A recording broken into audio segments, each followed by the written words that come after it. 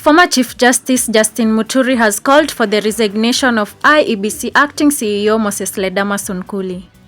Muturi cited serious concerns on the integrity of the voter registration process. Kura yake amechukulia kule kwetu nyumbani, kule Mbeere North. Saa hizi hii kura yake ameangalia, anaambiwa yeye ako New Site Mbeere South. Ni kumaanisha kwamba hata piga kura akienda kupiga kura. Ndio nasema hii yote ni jama ya Kasongo, na ndio lazima tuondoe hii mkoa. Hii mkoa lazima tuondoe, tungatue, tupeleke kule nyumbani Sugoi. When we came to see you and you agreed to remove Marjan, you left as assistant who is the acting CEO Sunkuli. Hii ukora yote inafanyika, imetolewa pale bungeni. Watu wanachukulia kura Nairobi, wakienda kuangalia wanakuta kura zao ziko Mandera.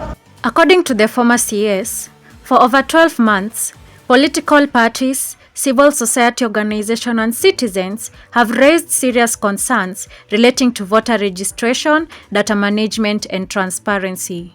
Ole, kura yako ni ya West Pokot, Kacheriba. Sasa Kacheriba ni mpakani ya Kenya na Uganda.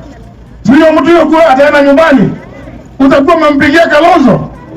Hiyo ndio tunasema IEBC, you must call for a round table, multi-stakeholder workshop.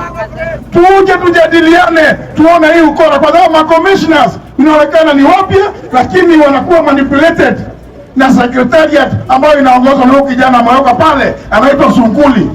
Muturi has now issued a 14 days ultimatum to IEBC to convene a National Electoral Consultative Forum.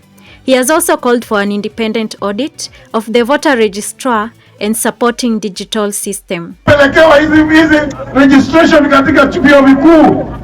Ukijiandikisha, ukimaliza siku moja siku mbili, hebu angalia uone kama kura yako iko pahali imekuwa registered pahali wewe ulitaja.